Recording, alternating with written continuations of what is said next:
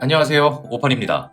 귀멸의 칼날 히노카미 카구라 영상에 숨겨진 스토리는 주인공 카마도 탄지로만 있는 게 아니죠. 여동생 카마도 네즈코 또한 이 드라마틱한 영상을 통해 많은 부분의 정체를 드러내게 되는데요. 각설하고 영상부터 보고 오겠습니다. 무의식 속에서 어머니의 외침을 듣고 깨어나는 네즈코. 오빠를 구하기 위해 처음으로 혈기술을 씁니다. 바로 폭혈이죠. 자신의 피를 매개로 불, 화염을 일으키는 혈기술입니다. 다만 이 불은 인간에겐 해가 없다는 설정으로 오직 혈귀의 본체 또는 혈귀가 만들어낸 이형의 물질만을 태웁니다. 12개월의 상현도 네즈코의 폭혈에 당하면 쉽게 재생하지 못할 정도로 강력하다고 하네요. 원작에서는 혈귀만 태운다라는 특징 때문에 혈귀의 독을 태워서 해독하는 능력까지 선보입니다.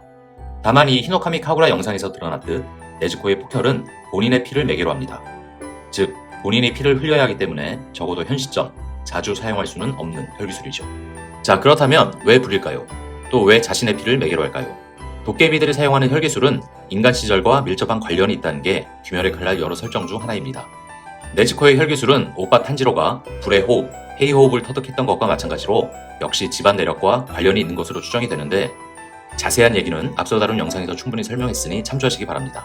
링크를 걸어두겠습니다. 자신의 피를 매개로 했다는 점은 역시 인간 시절 네즈코의 희생, 헌신과 관련이 있다는 해석이 있습니다. 어려운 형편에서도 동생들을 돌보고 가족들을 챙기는 것이 바로 인간 네즈코의 모습이었고 본성이기도 했습니다. 네즈코를 인간으로 되돌리기 위해 노력하는 탄지로의 회상씬을 보면 대부분 이런 네즈코의 특성을 보여주고 있죠.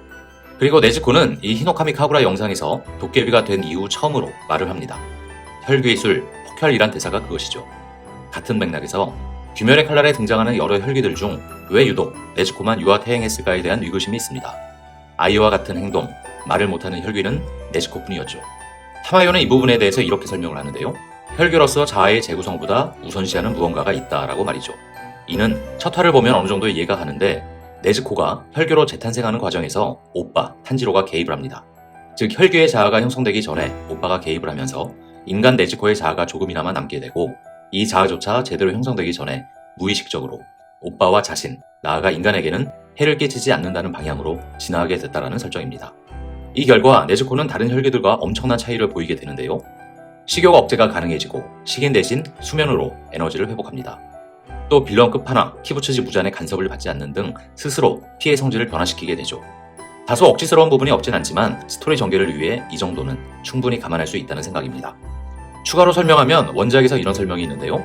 사람에서 혈귀가 되기까지 오랜 시간이 걸린다고 하면 강한 혈귀가 될 수 있다는 것이죠. 네즈코의 경우 무잔의 피를 주입받은 뒤 하루가 꼬박 흘러갑니다.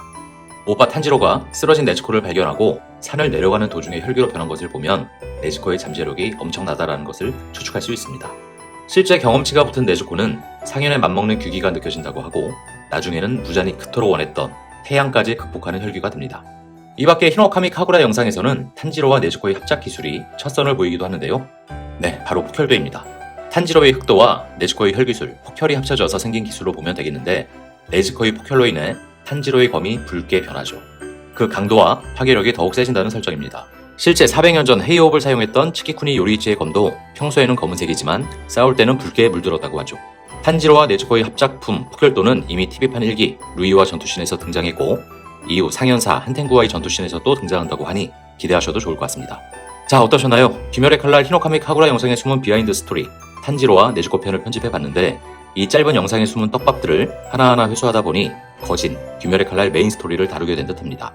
다시 한번 말씀드리지만 외색이 짙다, 제국주의 향수를 불러일으킨다 라고 우려하는 시각이 있는데 이 정도도 걸러내지 못할 정도로 우리의 문화적 자존감이 낮진 않습니다. 귀멸의 칼날, 오퍼는 추천합니다.